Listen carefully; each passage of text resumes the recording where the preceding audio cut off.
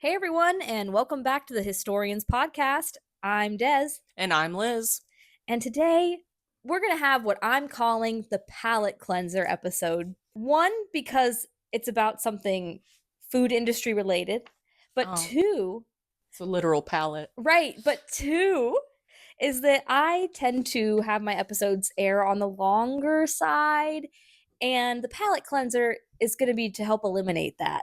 My goal is for this to not go into like a 2-hour segment like all my past ones. Desi wants to make sure everything is covered thoroughly with a thick layer of credibility, My thing is like, which I love. I love looking at I think everything is interesting. So I like looking at every Yeah. facet of something and saying, like, oh, and this added to this, and this added to this. And it's hard to pick what to leave out sometimes when it comes to looking at something as a whole. But this is a topic we don't have to worry about that with. I'm more of the researcher that I'll just let the resources take me down whatever rabbit hole it wants to take me. And I'll just go, oh, yes, I started out on this path and then we ended up here.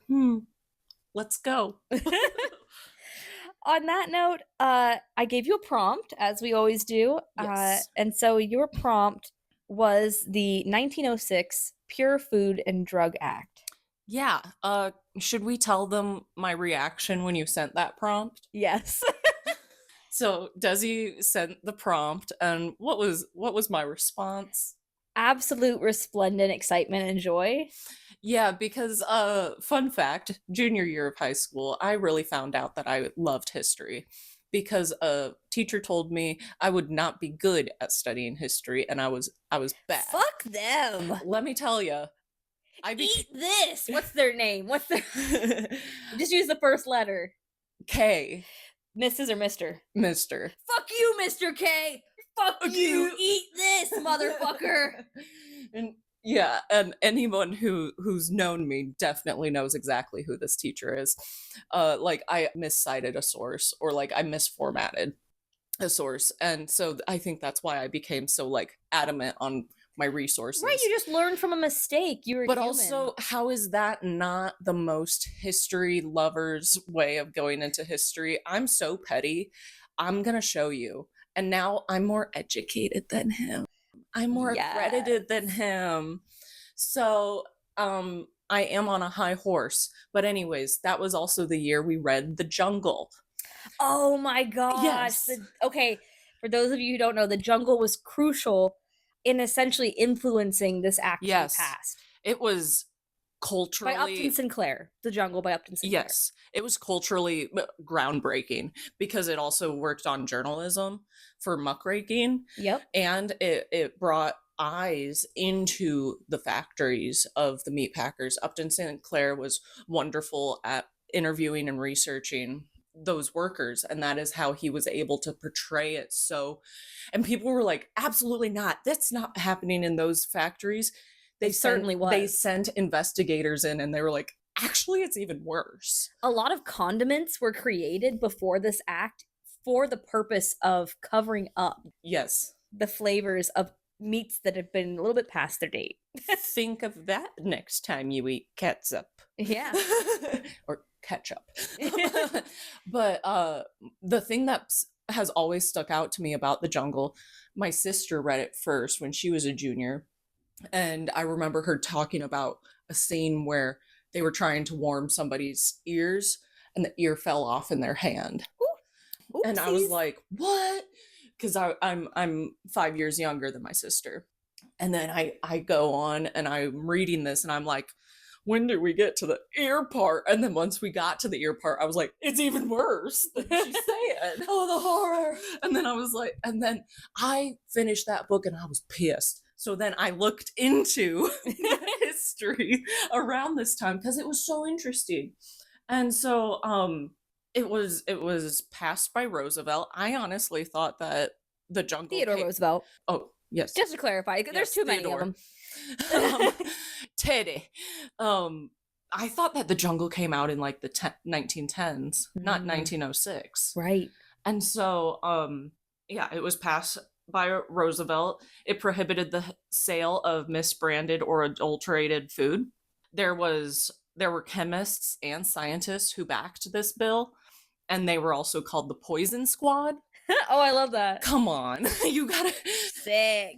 Who is fighting against a force called literally the Poison Squad? I need a meme where it's like people dressed up like how they would have back then, but they need to have like the punk jackets on with Poison Squad on the back. Like, the thing is that what's most punk about this is that the Poison Squad was advocating for the consumers, and then I'm thinking of all of the lobbyists and all the other actors in government who were fighting against this, and I was like, you have made in commerce, there is an unspoken contract. If money has exchanged hands, a contract has been signed, essentially. Mm-hmm. I am giving you money for goods. Your goods better not freaking kill me. Right. And so, essentially, this was a way for it to become, in the judicial system, to be able to actually enforce that and protect people. Yes, and protect people and be like, hey, companies, you can't kill off your consumer base without any consequences. And so I'm very passionate about this. A lot of times just to make a buck, be like, oh, the meat's a little gone off. Oh, sell it anyway. Well, and also it would be like, oh, sell it anyways for the poor. Yeah, because they don't have a choice. Yeah, and it's like, well, we'll sell it, and then they get their bellies full for a night, and then they die the next day, and then we got their last 10 cents. Yeah. And it's like, I hate it whenever people come down to just numbers. Yeah, it was very much so, a numbers game. It was all about how much money can I make? And so what if the product's not great? What's a way I can sell it? Mm-hmm. And this was like Fat Cat's time too, and so it's very Gilded Age behavior. Truly. It really do be. But there was also an amendment. I don't know if you go into this a little bit further, but there was an amendment a couple of years later covering like the snake oil and the therapeutic medicinal stuff, because that was a big problem too. A lot of empty promises. Yeah, and so it was like, hey, you can't just sell things with empty promises, empty guarantees. It has to show it. And so this was like the grandfather of the FDA. And this was a huge leap for rights of consumers, essentially protections of consumers. How do you feel the sources that showed up on Google? How do you feel about those? Because when I did my research, of course, I check into this before I give you the prompt. Mm-hmm. I felt like it was a mixed bag. Yeah. It might just be because my algorithm is really screwed up and the current times and everything. But it felt like, so there were a couple of .gov things, which it's like, of course, this was the grandfather of the FDA. But right now also, I'm very not skeptical, but I'm looking a little deeper into .gov publications and pages, because there is some editorializing going on right now. So just warning listeners, just take a step back, look a little bit deeper, see when the last time it was edited. That's a big thing. That's a big thing, yeah. And see who it was edited by, if possible. Yeah. Because everybody has their own motivations, kind of thing. And it's not, that we believe everybody's out there to get us and give us wrong information. It's just sometimes these government websites are not upkept very well. And sometimes I've noticed they skim over the topic. Yes. It's very, very general, and it might not give you all the information. And the jungle pops up a lot in my Google search. But also, like, I was kind of looking, like, scrolling down, and I was fully prepared to see someone who's like a crunchy mom or something going like, we need to go back to this one instead of the FDA or something. Yeah. And it's like, honey, there's something called bill evolution and department evolution. And honestly, I mean, if you look at, nowadays with all the recalls we get and stuff, it's not like it's doing everything. No. The legislation only goes so far. Yeah. But it is going to play an important Well, there's also the fact of like enforcement of consequences. Yeah. Which back during this time, slap them with a fine, and the companies were not making billions and billions of dollars. Slap them with a percentage fine. Mm-hmm. That means that, their workers, one, will suffer, but also, two, those fat cats, they'll kind of feel it. Yeah. not as bad as their workers, but they'll still be like, oh, we need to cover our asses next time, or Anything to deter them. Find a better workaround. Yeah. Well, it plays a big part in today's topic because it is often like featured as an advertising agent for this company. So, everyone, drum roll, please. Today's topic, you're never going to guess it in a million years. Today, we're going to be learning about the history of Jell-O. Jelloo. Jelloo, yo. You can make it hot to go and then put it in the fridge. And have it solidify. Maybe put some ham in it. Maybe put some carrots. Olives. You know what? If I was on so many drugs and my husband pissed me off every day, I understand why these bitches put in olives and ham into I'm gonna get lime. into it. I'm gonna get into it. Oh my gosh. I'm telling you, that's what started this. Woo! What started this for me was I'm like, I want to do a history of an item. Yes. And I'm like, you know what question I've always wanted to know? Why the fuck were they putting olives and tuna and shit in this? Yeah. Why? It seems so disgusting. Why did they do it? Why was it popular? And so that kind of, gave me a jumping off point for this. Mm-hmm. And then when I looked into it, I'm like, wow, this is such a rich history of a food item. And oh my gosh, are we going to learn today about how, as a company, to pivot? And that's how you live to be a company that's over like 125 years old. Take note. So, diving right into the jiggly world of Jell-O, gelatin itself has been around for a really fucking long time. Mm-hmm. I mean, we're talking like 15th century. Yeah. Unfortunately, rendering gelatin was from animal bones and cattle hooves and things like that. And it's a very time-consuming and laborsome process. And that's something that often only the rich could obtain. Until, of course, around 1845. So, there were lots of ways to make gelatin, but in 1845, Peter Cooper patented a product that set with gelatin. Ideally, it was pretty much described as what we think of as Jell-O, a dried product that you add hot water to, you let it sit, and then it's table ready. Question: is Jell-O just ground up bones? Yes and no. Oh, Lord. So gelatin itself is usually a non-vegan item. It's generally made from pigs in our modern, production of it. And it can be made with boiling the bones, connective tissues, and skin that we'll find out later. Mm-hmm. So, but it is an animal product. Despite them trying to say it was kosher for a couple years, it was not. But that's beside the point. That was a little anecdote. Wait. They used Despite producing ads in Yiddish and saying it was kosher, it was not. I digress. I'm speechless. I digress. That's very rare for me, but I'm speechless. I digress. So in 1845, Peter went on, to make this gelatin product, but it wasn't useful for him in what he was doing. What was he doing? He was trying to make adhesives and things like that, I believe. Oh. I could be wrong on that. But I could see he was making it for industrial purposes. I could see how he could accidentally stumble upon this with experimenting, trying to find better holding. Yeah. It's odd, it's an odd texture. And he eventually, wasn't going to use this. And he went on to create the Cooper Union, which constructed the first locomotive in America and ended up helping to lay the first Atlantic cable. So he went on to do great things. Wait, he was even the a candidate Atlantic for the cable? presidency. Communication cable. He was an inventor by heart. He just knew he was destined for this kind of stuff. Can we take a second to say thank you for thank you, Peter. I don't know what he's done. But I will just say 1876. That is a huge step forward in global communication. And so I gotta tip my hat at that. So yeah, he was an inventions kind of guy. With my track record, you're gonna say that he used kittens or something, and then I'll just go, oh Lord. Well, actually the story, Peter Cooper is a very small blip on the radar for gelatin. What? He essentially invented it and didn't have a use for it. Oh, okay. So as we know it, where Jell-O, the official brand name Jell-O, comes from would be in 1897. a man named Pearl Waite, who was a carpenter. Pearl, wait.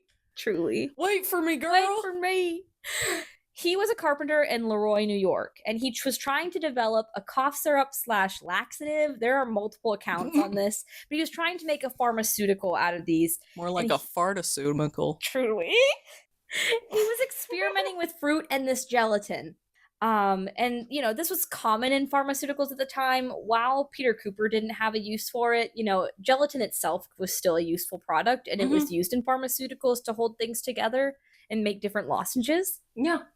So what Pearl Waite did was that he added fruit flavoring, he added sugar, and then he matched food dyes to the flavors. And the first flavors that we had were lemon, orange, strawberry, and raspberry. He tried to market this new product that his wife supposedly named Jell-O, but he lacked both money and experience to do this, so it wasn't doing well. Isn't that the beginning of everyone, though? Lacking money and experience. It's like, why does that such a quick, brush off? Yeah. Everyone got to start somewhere. Some people are just better than others. I mean, it just happens. Yeah. So in 1899, on September 9th, Waite sells his product to fellow townsmen of Leroy, New York, and his name was, it's so fucking stupid, his name was Orator Frank Woodward. And he sells it to him for $450. Well, Orator. His name's Orator. Yeah, I know. Orator? An orator? I thought it was his job title at first. And then I was like, oh no, his name is Orator. He just speaks a lot. I guess. How do you look at a baby and go, Orator? Order. Now this is New York. It was in... Well, he actually was born in a different town. I don't think he was born in Leroy, but he moved there when he was 4. He was born in the Midwest, it would have been Orr. Well, Woodward, had moved to Leroy when he was about 4 years old, and he was known for having an inventive spirit and being hardworking. I mean, he had invented some things previously, nothing crazy, but he invented this thing that helped delouse hens. It was like an egg you put in the hutch, and it would help deter bugs. Whoa. He also made it's called like a composite where it's like a clay pigeon essentially that you would shoot at. So he was a very inventive person. So he bought it for $450 and had Jell-O's manufacturing carried out by a man named Andrew S. Nico under his company name, the Genesee Pure Foods Co., which started in 1897, so 2 years earlier. He thought that this was going to be the perfect product to add to his current lineup, which consisted of a beverage product called Grano. And it came to be about, there's this local phrase in Leroy that goes, Jell-O, Grano, Nico. And so I think that's super cute. It's, it's because they all end in O and it's all associated with the same company. So I love that Jell-O just stuck with innovative minds.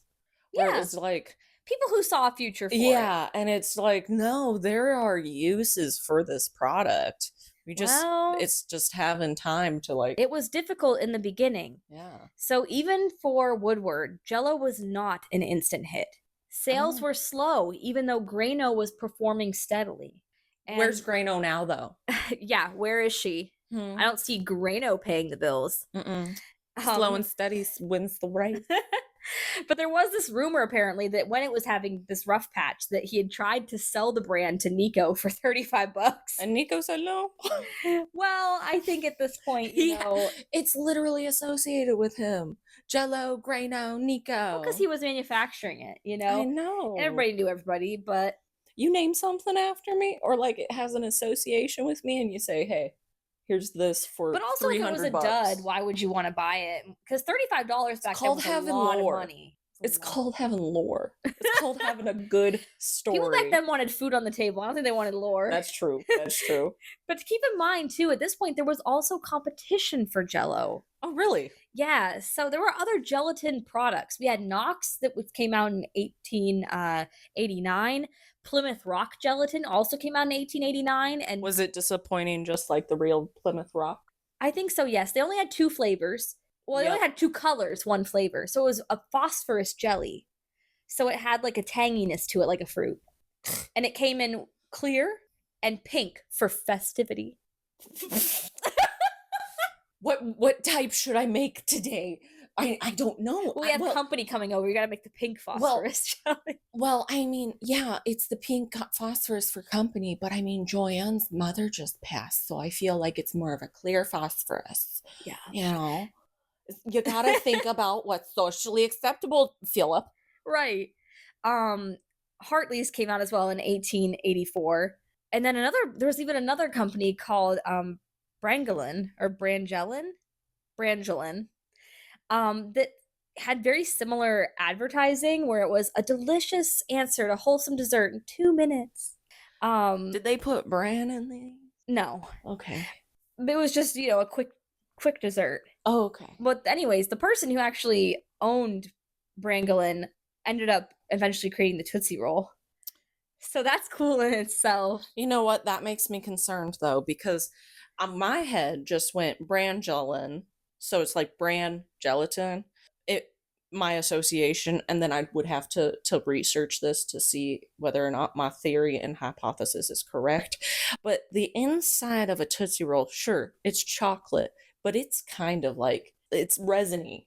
Like it's packed. It's hashish type, like, and I'm worried that the Brangelin was the predecessor to the inside of a Tootsie Pop.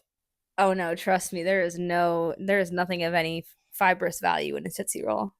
I've checked. I'm worried that you know this. I'm on a diet. I've checked. I was craving chocolate, and I thought, Tootsie Rolls are like kind of chocolatey, but like I thought maybe they'd be better for you. Desperate. They're not. I want to smell it. I just want to smell the Tootsie. Please let me smell the chocolate. Smell the Tootsie Roll. You're so desperate in the year of our Lord 2025 that you're willing to go to like the most. It's like that Kardashian meme where she's like, but isn't it nice just to smell it? No. Anyways, we're getting Chinese food, right? We are getting Chinese food tonight. It's my cheat meal. So that bump in the road was temporary, though. In 1900, William Hummelbaugh and eventually Frank LaBounty were hired on to be the ad campaigners for the company. And they decided they were going to total ad campaign it out. They wanted it in magazines, billboards, everywhere. And this campaign ended up helping a lot to get sales rolling. Because getting the name out. Yeah. By 1902, Jell-O sales had mounted to $250,000, which back then was a lot of fucking money. So they also did a campaign in the Ladies' Home Journal. This was surprisingly not the first gelatin-based ad in the Ladies' Home Journal. That would have been to Knox. However, these ads really helped them gain some ground. They were about 3 inches big, and they cost them $336 to buy that ad space.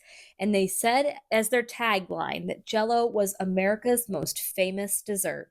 Bitch, nobody knew about you. How are you famous? I was about to say, that's kind of a... They reverse psychologied it. They false advertised it, I think, to begin with. But this was super successful for them. In 1904, Hummelbaugh and LaBounty began distributing samples and recipe cards.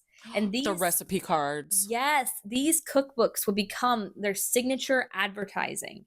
Over 15 million would be distributed, taglined that it was their best-selling recipes. And oftentimes, these featured colorful illustrations by famous artists like Rose O'Neal, Maxfield Parrish, Cole Phillips, Lynn Ball, Angus MacDonald, and most noticeably for us, Norman Rockwell. What? Yeah, they did the ads for, the drawings and illustrations for these cookbooks. Love. Yeah. Oh, I want to look at some of these. Yeah.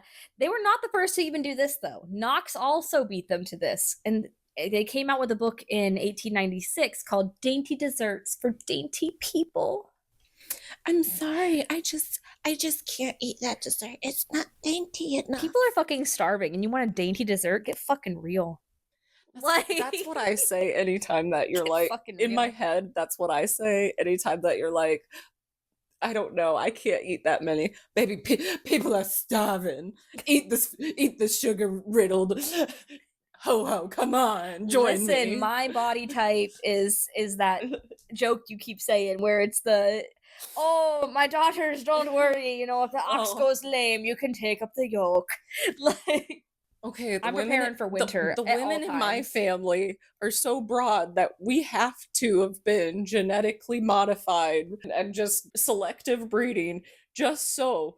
Oh, don't worry, the mule. If it goes lame randomly in the field, one of our daughters can take up the yoke and finish the field. Do not worry. Exactly. It's one of those things. I don't know if I should be grateful and be like, "Oh yeah, I survived. Like, I'm fit, like Darwinistically," and not. But instead, it's like, huh, just kidding. The beauty standards switch, and you're fucked.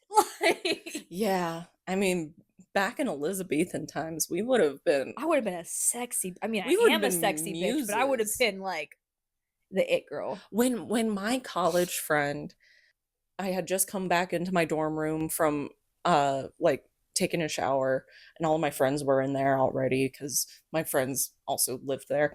Um and I had a bra on, and then my friend like caught a glimpse of me, and she went, "You look like the birth of Venus. of Venus." And I went, "Oh my gosh, I could die right there. I'm about to kiss you on the mouth." Yeah. What? And like that was the biggest compliment of my life, and I'm still riding high from it. I don't blame you. So, one of the highlights of this ad campaign was that in 1904, they introduced a character called the Jell-O Girl. And she was supposed to be like a reoccurring character for them. She was featured in ads and cookbooks, and she was based off of 4-year-old Elizabeth King, who was the daughter of Franklin King, an artist for the Douchy ad agency, which was Jell-O's new ad agency at the time. I don't know when Hummel and LaBounty phased out, but eventually Franklin King took over as far as, making some illustrations for the ad agency. Oh. She's usually seen with a kettle in one hand and a packet of Jell-O in the other, so she's easily recognizable and adorable. So, Yeah, she looks like a Lord Farquaad, but I like her dress. well, I think that a lot of little boys had that haircut, and little girls too, but it was just it was a maintenance good or good maintenance like haircut where it's not too short, but it's not too long. Yeah, she was something you could easily recognize with the brand. Yeah. And on a fun note, a packet of Jell-O in 1905 cost only 10 cents. But then something crucial happens. It's 1906, and Order Woodward dies at the age of 49, leaving the company to his son Ernest Woodward.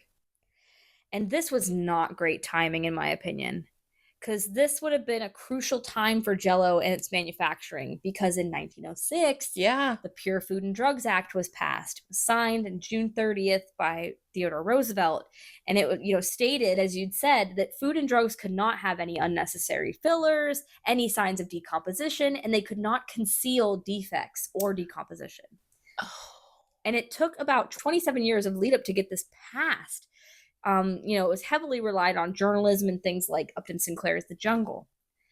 So consumers were now being very wary. I mean, gelatin was made with an animal product. Yeah, and it's easy to kind of use. Well, was Jell-O considered a filler? Right. They kind of had to draw the line, make it very clear. So Jell-O brand was very smart about how they went about this. One, they already had it on their side. Their name for the parent company was the Genesee Pure Foods Company. Yeah. They already kind of ingrained that in people that was their mission. So what they continued to kind of do was they made sure to put on all of their boxes that it was a pure food. Like they'd put underneath convenient and cleanly. Oh. They'd put the ads like all over, journals and magazines. Those buzzwords that consumers were looking for. Yes, because consumers turned to magazines and journals for guidance on what to buy and how to consume quality foods after this act, because they were worried. They didn't trust people. But they did trust other housewives and other cooks and other people to tell them, like, oh, this is what to look for. Yep. Jell-O made it easy by claiming its purity right on the box. Interesting. So they went as far as to really, really go with this ad campaign. They wanted people to know that Jell-O was far removed from the old ways of making gelatin. No more boiling hooves in a pot. Gelatin was not that. It was a clean factory food. So ads cautioned their customers to accept no substitute. And they even went to the extent of making an ad showing their international sourcing and manufacturing process in what appears to be an attempt at total brand transparency. Huh. The ad shows their modern factories stating no outside metals, no oil or dust or human hand can touch Jell-O while the machines are at work. And in one ad at the end of the decade in 1910 states, you in your clean American kitchen expose Jell-O in your preparations of it to much greater extent than we do in its manufacture. Now, when I see that, I go, are they trying to cover Right. their We don't asses? know. So if an investigator goes in, buys a packet of Mm-hmm. Jell-O, and then does some tests on it, and there are metals, there are, Well, it's back then not, they wouldn't have had as detailed tests we it's do. not as, I mean, even looking under like a microscope, Yeah. like, oh, there's this, and they're like, well, probably from your kitchen. Yeah, they covered their ass. They were like, no, it's you. You're the problem. And, overall in this decade, Jell-O targeted the less wealthy and those who were in transition from having household servants. Now, you think about it, the 1800s, people had help if you could afford it. And in this transition towards the 20s and the 1910s, people aren't, having a house servant usually unless you had way more money. So allegedly, at some point, Woodward had arranged to have Jell-O molds and recipe books handed out to immigrants on Ellis Island. So Yeah. this was aimed, of course, to sell products, but it was also a way of Americanizing people. Because back then there was like a big pressure to conform to this new American dream, this Yeah. new lifestyle. Yeah, and that was probably, oh, this is handed out at Ellis Island. Is this a manual to be American? Yeah, and there was a couple of sources I read that kind of dove deeper into that, but essentially, it was also that the ads for Jell-O itself kind of idealized this American value that people were organized and proper and, made clean foods, and Yeah. it's all very complicated. It's all this like magician's show. Look over here, don't look over here. Yes, yeah. And a big thing too in the early 1900s was that their sales hit 1 million. So around 1909, their sales hit $1 million. So wild. But also they started to come out very frequently with ad campaigns with different themes. So one of my favorites was Desserts of the World, and what's what I've themed our PowerPoint over. It was all about these super like postage stamp, like Jell-O as a worldly food, like Jell-O around the world, which was kind of a little racist in some of the ones because they assumed that like people would, I mean, use the Jell-O. World's Fair. It was not popular in The other World's places. Fair just happened, within the last 20 years, and the World's Fair had people on display like a zoo. So, it was that vibe. Yeah. So looking at pre and post World War One, these cookbooks often had a storyline, for example, like a wife who couldn't cook. And the colorful ads brought like this super shimmery, transparent look to Jell-O that made it very appealing and kind of rich. It seemed like a luxury item. When we look at Jell-O now made with like the champagne, and we're like, oh my gosh, rich. But unfortunately, since sugar was rationed during World War One, so was Jell-O. Mm-hmm. But post World War One, so once the war was over, Jell-O really committed to this global look. And it suggested like sophisticated worldliness and, oh, look, it's Jell-O in the kitchen of like a Chinese housewife. Like it was just kind of weird. They were trying to be something they weren't, but people liked it. People in this decade really liked that kind of look. They were the babies and infants clapping at CoComelon. Yes, they're like, ooh, colorful, ooh, multicultural. And they also came out occasionally with limited edition flavors like peach. I would shove my face into a whole bowl of peach Jell-O. I would make it so that they would feel forced to outlaw Jell-O, because I would make it so uncomfortable. Peach, amen. Thankfully, this worldly thing kind of eventually, petered out. But in the 1920s, it was a good age for Jell-O. That's my whole decade. The jiggling The jiggling 20s. That's us, right? Hashtag the jiggling 20s. I got diagnosed and then medication made me gain a lot of weight, so jiggling 20s. The ads began to shift to trendy topics like art and folklore and fairy tales. So in the 20s, there was this whole like moment for fairy tales. People freaking loved the motifs on everything. Yes. So Jell-O, of course, pivoted to this. The Jell-O girl came back with a series of 12 pamphlets. Well, 4 series of 12 pamphlets. Did she update her haircut? Not really. I'm sorry that I'm coming after this child's particularly. Hair, but I've always hated that haircut. Anytime because also I think that my grandma, a couple of pictures of my grandma when she was an infant and a couple of other grandparents, they had those pictures and I was like, what is that fuck-ass Bob doing on that infant? Yeah, no, it stayed. The fuck-ass Bob stayed. And in forms of a Jell-O girl calendar, Jell-O girl visits North America. So, like, she's still traveling places, but it wasn't, I think, like... Where was she before? A liminal space? That's what I don't know. They really just threw her face on anything and were like, Jell-O girl... Hey guys, buy it. Jell-O girl says, buy the Jell-O. This is an ad from Jell-O girl. Yeah. How old is Jell-O girl? 3. So in 1923, they ended up making a new product that was kind of based around Jell-O called Deserta. And this was a saturine. Jesus Christ, Elizabeth. I'm so sorry.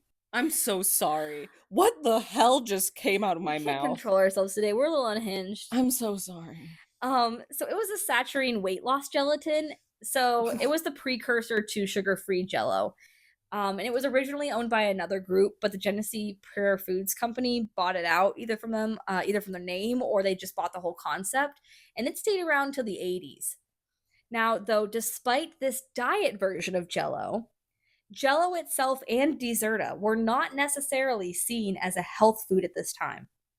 The clean living movement of the 1920s rarely ever included it in their cookbooks, opting instead for agar, which is like a seaweed-based gelatin. Yeah. So it's kind of funny how people even back then were like wary of processed foods. Oh, yeah.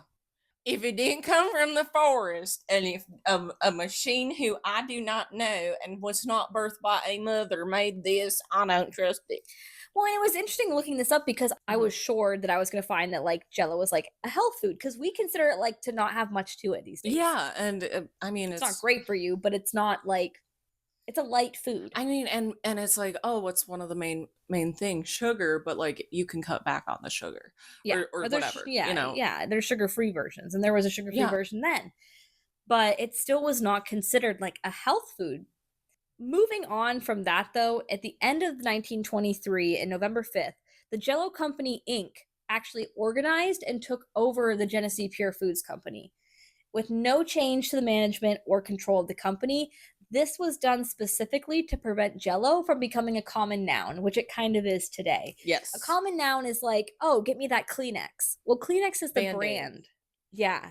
Yep. Or Band-Aid, yeah. So they wanted to avoid that because once you become a common noun, you kind of lose a bit of your patent rights.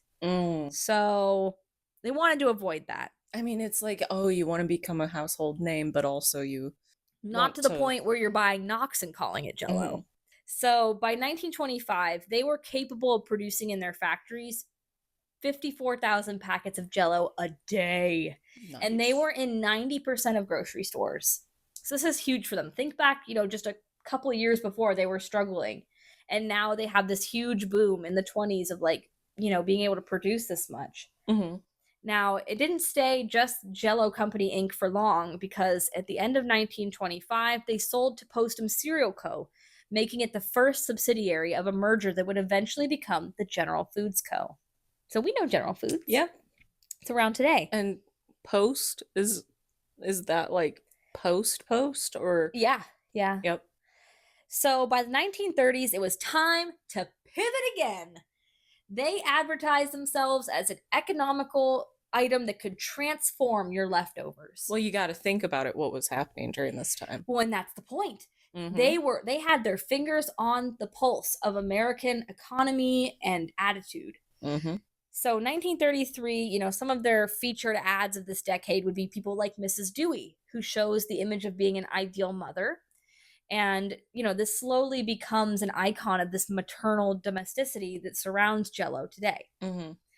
In 1934, to keep up with the times, General Foods ended up signing comedian Jack Benny to do the Jell-O program on the radio, which essentially extended their advertising to this new and exciting world that was becoming a hit. Welcome to the Jell-O Hour. Yes. Presented to you by our sponsors over at Jell-O. And that's where the Jello jingle came along. Jello jingle. Not that one, but close. Oh. So dang it. There were also at this time some key developments that kept Jell-O's popularity. And that was, their use of colorful dyes and artificial flavors, those helped Jell-O stay popular, but also refrigeration becoming more popular for everybody. So that just expanded their audience. Well, also during this time, it's the 1930s, that is the Great Depression. And so you want to use your leftovers. You want to have everything be... If you can make a cheap, easy dessert, which you can combine with other things that need to be used to make it heartier. During this time, people were literally like having to... This was an extreme option, but like having to sell their children, being like, I cannot feed all of these children. So also being shown the quote unquote ideal mother, and you can afford this Jell-O, you can afford this product. It's playing on the, don't you want to be a good mother? Good mother? Don't you want to afford to be able to be a good mother? Don't you want to provide for your family a good meal? Right. Well, after the Great Depression in the 1940s, we see a couple shifts with how Jell-O is manufactured. So after World War II, there was a shift in ingredients used in gelatin manufacturing. Pig skin was now more abundant because we were making bigger, fatter pigs, whereas they focused on previously using bones and connective tissues. There's only a limited amount of those, but the skin can get bigger with how you feed the pig. There also emerged this new American dream, the nuclear family. And to reach this post-war dream, publishers essentially manifested this image by pushing it and publishing it in magazines and cookbooks. So rationing was lifted and the economy was doing better. So this all seemed very attainable. You could have a shiny car and a house and a wife and kids and, forget about the troubles of the war. Yeah, and I mean, it was the first time that people could afford a nice, like, manufactured home. Right. A home with 3 bedrooms, or even just 2 bedrooms that were really ecstatic about. But then also, again, me with my rabbit holes, I could go into a whole thing about this was also the rise of redlining districts and everything. So, but here's Liz being a Debbie Downer. Well, it's kind of, at this point, we're seeing the soft underbelly of American manufacturing because factories at this time were making more processed foods due to the war. And once the war was over, they didn't want to stop their production. Yeah, they found the easiest and most cost, the way it puts the most money in their shareholders, their CEOs, their bosses' pockets. So they're like, no, this is the least amount of labor. Down, even though it's, this is great for you. This calls for the least amount of labor. It's machinery, so we only have to pay for machinists, essentially. And so, there's because layers. Of this, like a Jell-O. Yes, exactly. So consumer products now are being pushed versus mandated for soldiers' diets. And it essentially begins the creation of what we're going to call like the Jell-O generation, which is a post-World War II to the 1970s kind of vibe. Which is hilarious to me because, like, I used to have breakfast with a World War II vet. His name was Marshall. And I don't know how many times young 7-year-old Liz heard how much he hated Spam. And so it's like, why were they trying to get these servicemen to eat freaking Spam and Jell-O'd meats back home? Well, I'm telling you, it's because Jell-O pivoted their advertising every decade. So going into the 1950s, this is the decade that I thought I had the most interest in. Yeah. As far as why people were doing these crazy things with Jell-O. And what I found in my research was there's not one answer, but there's a couple different answers that could all kind of come together. Mm-hmm. And that's that the housewife in this new American dream, one, had limited outlets for creativity. Yes. So you were expected to be this perfect wife, had to create, a well-rounded meal, but also it had to be exciting. And so, you have the pressure of that, but also like, what else do you get to do in your day? Well, also if everything is one of your arts. What do you do with that? Everything is just so expected of you. It's up to a standard. You have to hit these certain standards for things. Cooking is like, okay, well, he has been conditioned by society to not care about cooking, just care about what's being placed in front of him. Right. So, I can experiment. I can have a little bit of fun. Right. Oh, you think Roger's wife makes him beautiful dishes like this? He does not. I'm the perfect wife. Because I see Roger's wife and she's not buying Jell-O from the shelf. I am. Right. So this pressure, to be perfect allowed Jell-O to be kind of lower effort, but also still dazzling. Mm-hmm. And, they had all these molds. You can make fun designs. But it also like made it easier to be this perfect wife. Mm-hmm. It was quoted in one of my sources from somebody describing gelatin in the 1950s was that there was nothing as elegant. It was the center of the table. Yeah, it was a centerpiece. It was to show off. It's like those desserts back in Versailles or something, where the detail work. It was the I am able. It's portraying the thought of I'm able to buy an artist's services to create this, and it's just for show or type of thing, Right. So lots of easy foods at this time were being elevated. So think about the hot dog. Would you serve hot dogs in 1950? Hell no. But pigs in a blanket with maybe a little olive garnish? Absolutely. That's high class. These bitches would have loved Pinterest. Oh, I know they're probably still around. They are the bitches who love Pinterest. Yeah, these bitches love Pinterest. Consumer culture highlighted in the 50s, essentially, box mixes, fast, easy products, and they became popular to help obtain that perfect wife ideal by putting labor back into them, essentially. So people would take this easy to make food, and yes, it was easy, but you could also, with a few minor tweaks, make it look like it wasn't. Mm-hmm. Convenience is king, and, suddenly a small mistake at this time, like burning your dinner, could make you feel like you were a bad wife. Yeah. But Jell-O is easy. You can't burn Jell-O. Also, it's something that you saw in a magazine. You are able to create it. You are able to create something that is part of the quote-unquote perfect wife ideal. Yeah, if you can keep up with the magazines, exactly. you can do anything. If I could look straight out of Vogue, then I'd feel like the shit too. But, that's just not how it happens. So these ornamental dishes, and advertising for them was extremely prevalent to show what was, essentially expected of them. Mm-hmm. But going into the 1960s and 70s, Jell-O wasn't super highlighted this time. It's kind of like a lull. It's because the kids who had to eat the cured ham and olive Jell-Os are now getting old enough. I thought, but nobody mentioned that. I thought that was probably it. Nobody wanted to insult their mamas. Essentially, it's believed that like people began to reject the housewife ideal, that kind of counterculture. You could probably see a linear movement of like second wave feminism. So like, fuck this Jell-O. And also fuck your maybe Jell-O they just got tired of it, but they had to pivot their advertising again because it wasn't working anymore. Yeah. And in 1964, Jell-O manufacturing actually left Leroy, New York. I don't know where it went. I know where it ends up, but it leaves, its main factory that was originally there. Mm-hmm. No longer under Nico. Right. Well, Nico is probably long dead at this point. What about Nico Jr.? I don't know. Nico Suave. I know it's Nico Suave. Nico Suave. Jell-O extraordinaire. Hey, girl. Yeah, I'm from the family that manufactured Jell-O. This time, though, with their ad agency, they aimed for nostalgia and childhood, appealing to people's emotional bond with Jell-O, especially from like back in like the 30s with the Jack Benny show. So they were now using a different ad agency called Young and Republican, which I don't know why you would ever choose that name. I don't know what it sounds like. It's a political ad campaign. Yeah.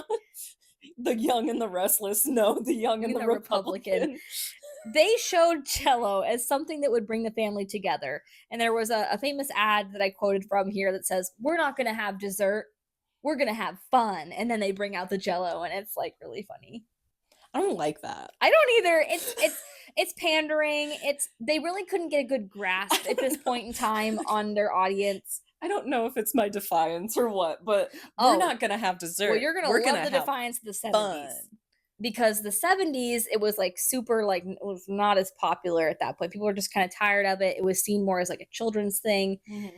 And then in 1978, punk rocker Jello Biafra comes to the forefront. So he's a punk rocker. He uses and picks this name because it's a combination of two contradictory things. Jell-O is a food that's mass produced but not nutritively dense. It's like a nothing food. Mm-hmm. And then Biafra was an African nation that was essentially like starving at this point. So it was kind of like a conflicting name. It's like it's a name jeering at imperialism. Yes. Kind of. So it really was not being well associated with. It wasn't being well. The Jell-O name was going through it at this point. But then in the 80s, we get a little bit, of a kick up. Jell-O, was never seen as like super healthy to people because of the artificial dyes and too much sugar. Just like people would tell us now. It'd be like, oh, Jell-O's not healthy. There's so much sugar in it. Yeah. Shut the fuck up, Becky. I said that earlier. You should have told me. I had a salad for lunch. I'm consuming enough fiber to kill a fucking giraffe. Let me have one portion. Becky, I thought I had worms. That's how much fiber I'm eating, okay? God. So, let me eat my fucking Jell-O, Becky. So it kind of shines through for I'm the Jell-O girl. Jell-O girl. Let me enjoy my Jell-O. God. With my fuck ass ball. Gosh, this company.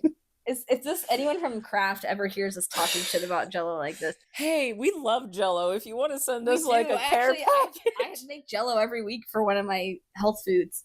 It's a health food, nah. It's a health food to me.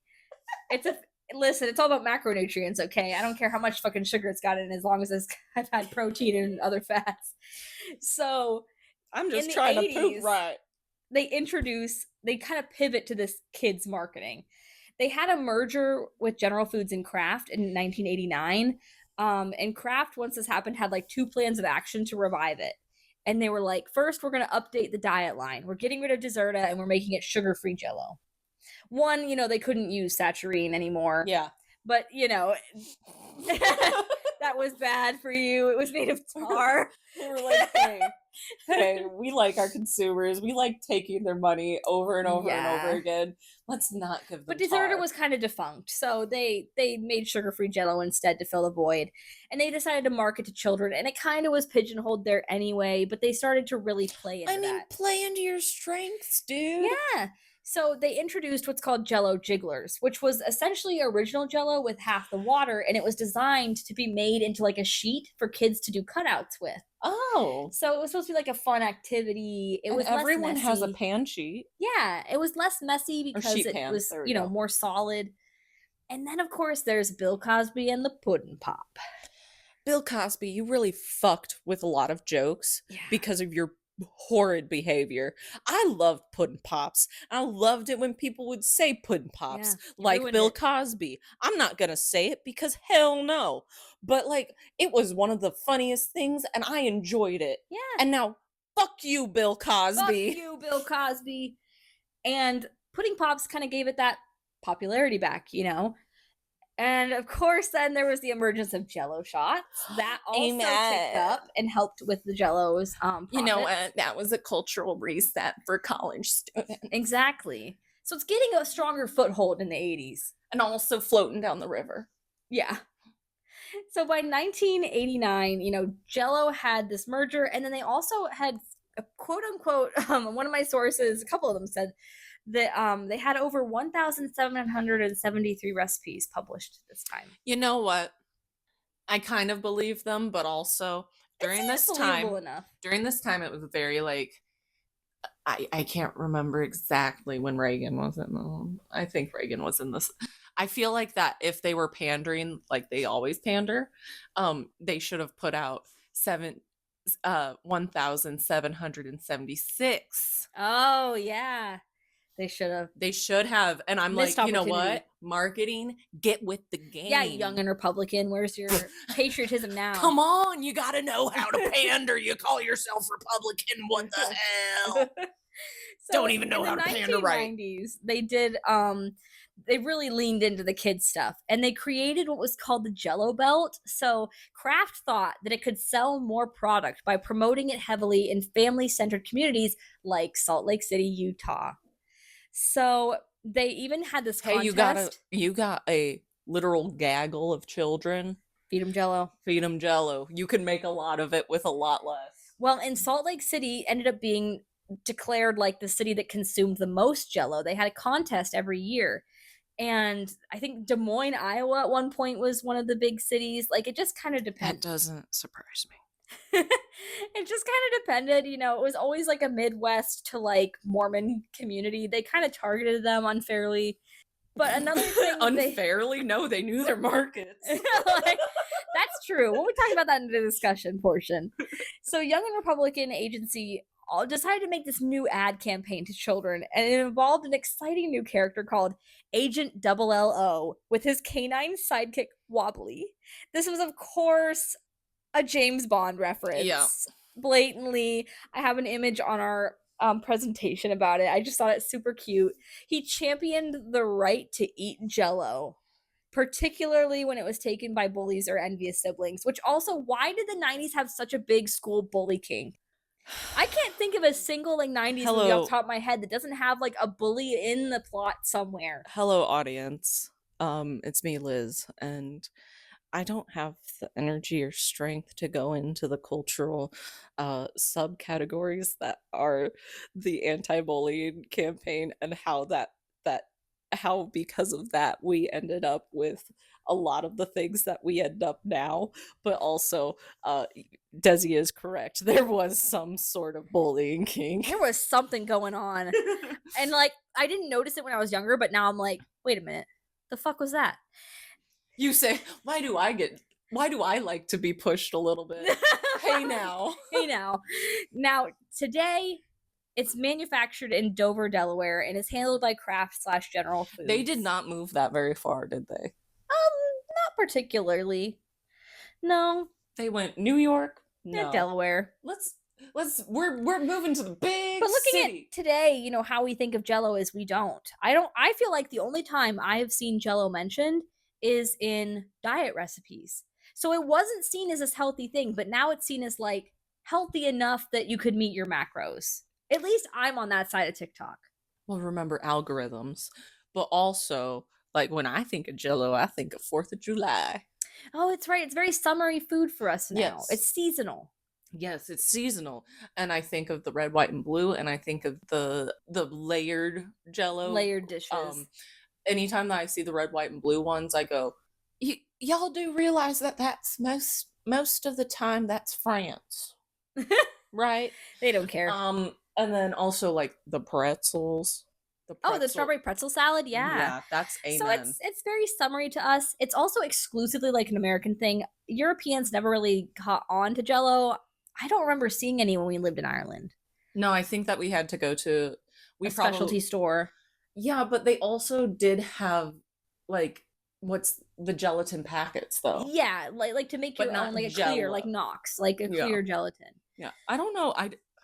I wasn't looking. Right. I was always looking for baked goods and stuff there because I was always trying to make stuff. Yeah, because it was COVID and we were just reaped desperate the benefits to make things. Yeah. So looking at our discussion overall, I think that some major key takeaways to this are: one, Jell-O's ability as a company to pivot its ad campaigns when necessary. Yeah, it's honestly very interesting because they could see the changing of the tides more often than not. And they could always make it apply. Yeah, and it's like I don't know if they just like were like we did enough marketing, you know, we're literally A a household common noun. name. We're a common noun now. Because everything's Jell-O. Yeah. Like They even do come out with limited edition flavors every now and again, though. There was a Come- Margaritaville one that came out a come few years out with the ago. peach. Right. I just want the peach, or like a white peach, Yeah. a nectarine. Nectarine. Oh, I'd love a nectarine I Jell-O. think a pineapple Jell-O would be really good. Do you want me dead? You bitch. Are you allergic to pineapple? We've lived It's all together. fake flavors. Well, yeah, amen. It's all But fake also, flavors. we've lived together for 3 years. I know you're and allergic before to that- cherries and strawberries. I'm allergic to latex. Well, that too, but that's not food. You're not eating latex, are you? Shut Ayo. the fuck up. It's called blowing up balloons for a child's birthday, and then I had a horrible reaction around my mouth, and I was like, "What the Lord hell?" drop. Okay. Sorry. Another interesting topic to me for discussion is cookbooks as a marketing tool. That's super useful. If you think about it, some boxes nowadays still have recipes on them, like the Cool Whip lids. My family loved them. What I always find very interesting is in like, you know how there's every couple of years, you know, like a marketing and or like history of a company type movie, and then every single one, no matter the decade, they're like, I've got a revolutionary idea. Why don't we market to the women? Right. And it's like, you mean the people who go grocery shopping? Yeah. You mean the people who are actually cooking the fucking food? Well, it's another interesting discussion point because it's very, all of the ads are targeted either towards children or women. Mm-hmm. There are no like men's Jell-O commercials. No, because they'd have to make it beef flavored. Bone broth. Yeah.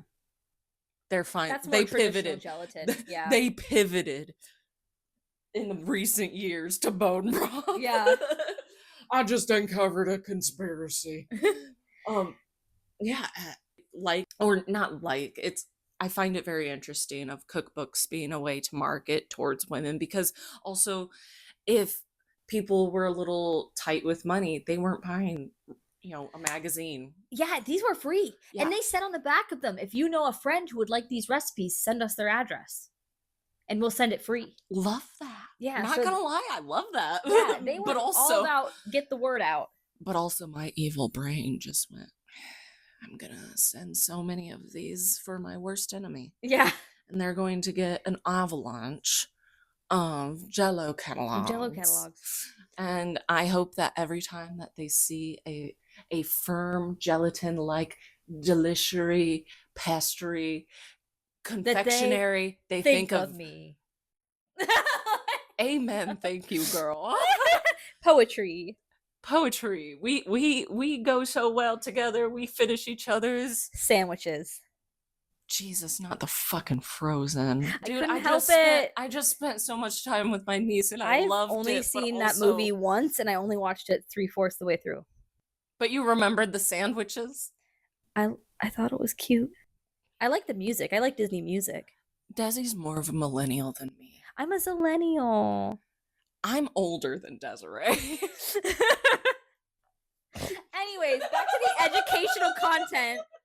Back to your regularly scheduled programming. And then also the last discussion point is that the 1906 Pure Food and Drugs Act importance. I mean, I don't think you want to open up this can of worms again. I don't, because we're already hitting over the hour, and I really tried hard to condense this for y'all, and I'm so sorry. No, you know what? Hitting an hour? That's good for you. That is. No, I mean, I think that I covered my takes on the Food Act early. I just think it was important. It's very important. These grandfather bills, essentially, or like these founder bills, where it's like, no, these bills are important because they also lead to the evolution of like the FDA, of the founding of these consumer protection types. And that Jell-O was so in tune with this so early on. Yes. They knew immediately, like, oh no, we have to make sure that this is branded as a pure food because people need to trust us. And I think that it's like, sure, you have a marketing department, but I think that the people who okay the advertisements also need to have their ear to the ground, knowing what is happening, instead of just being like, oh, the marketing department said that it's okay, or the research department said it's okay. Okay, yeah, let's just do it. It's like, no, on the decision making, Yeah. have an ear to the ground. Hey, they are thinking about passing an act that would do this, this, and this, and our food might be considered a filler. Yeah. We might get completely taken out. Okay, we need to retroactively work on this. Yeah, that type of stuff. I think this would make a super interesting episode of the Foods That Make America. Yes. I looked so hard to see if they'd already made it, and the Google AI was like, yeah, they already made it. I looked everywhere for a mention of it, and I could not find it. Maybe they already have, and it's like a UK and that version shows or something. you I don't children. know. That shows you children. Always double check. Yeah. Google AI. Because I was and like, the AI answers. I think there should be an episode about this. I think it's interesting enough. Yes, it's a lot of like talks about ads and marketing, but I think it's important because it pivots with most America. of those and it's America's most famous dessert. Yeah, and most episodes do talk about marketing and pivoting and trying to figure out what the consumers want. Yeah, if there's a lull, what are we doing to bring it back up? Yeah, and they always have a cut to a loosely based imagery of an actor playing this person. Yeah. And I'm going, that person's too attractive. Anyways, thank you guys so much for listening today about me rant about America's favorite dessert. I was super excited to do this, and I'm just so glad that you're all here, listening along to me rant about a really random Jell-O product. I want some Jell-O now. That's what I was trying to find in the house earlier today. I swore I had 2 boxes of it, and I can't find it. I didn't eat them. I know you didn't. It was in there for like a year. Where did they go then? That's what I don't know. Cora. Anyways, we're going to go look for our boxes of Jell-O. See you guys next week. Thank you for tuning in to the Hystorians.